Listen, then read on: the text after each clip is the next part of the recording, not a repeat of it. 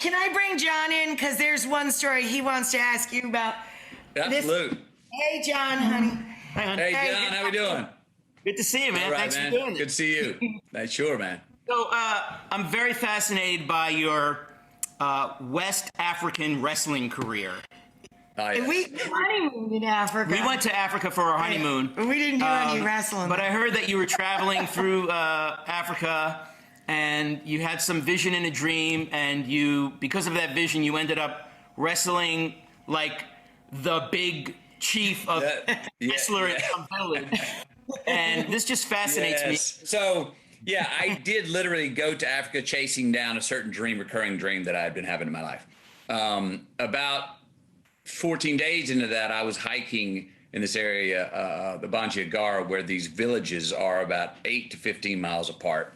And you hike each day to the village. And if you get to the village boundary, the chief comes out, and the word is, if he likes what he sees in your eyes, he then puts out a hand. You give a soft handshake, not a firm handshake, and you are welcome into the village. And as a guest in the village, they give you the best chair, meaning the one with the least rips in it. The young boy of the village goes and fetches a chicken, comes back. He follows you to the river where you bathe that night to watch for crocodiles, etc. Well, this one village I hiked to, called Bijimatu. It was a 15-mile hike, and I get there, and I'm tired from the hike, and I'm laying down, as I always did, stretching out my muscles after the walk. We've arrived at the village. Well, the villagers would always gather around me because I was the new entertainment of the night. Who is this person? And my name had preceded me as a strong white man named Dauda, because I went under the name David, and in Bambara my name was Dauda. Strong white man named Dauda. And I had told them all from the beginning of the trip that I was a writer and a boxer.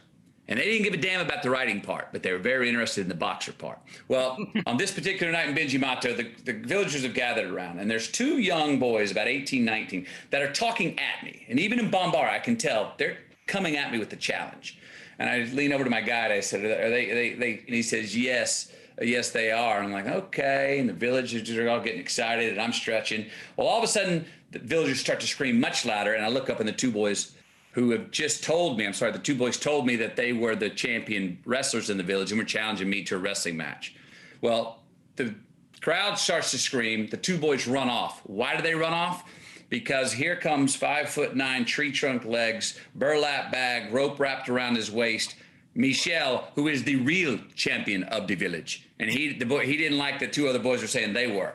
Well, Michel stands over me, points down at my chest, points to his chest, and then points over here to the right. I'm laying on the ground. I look over there, and there's a big dirt pit.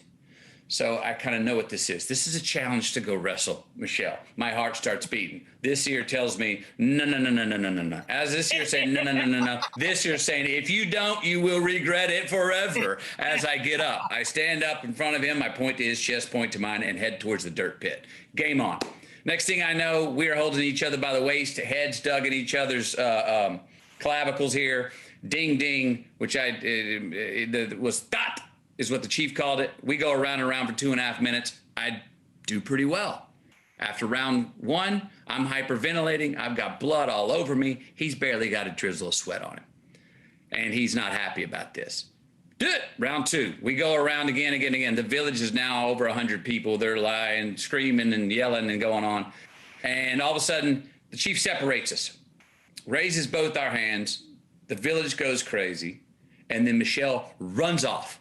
Now everyone comes around me and starts beating me on the back. Dauda, Dauda, Dauda.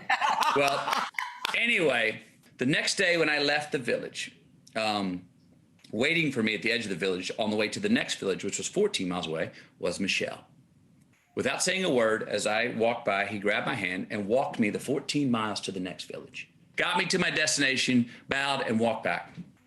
That's so incredible. beautiful.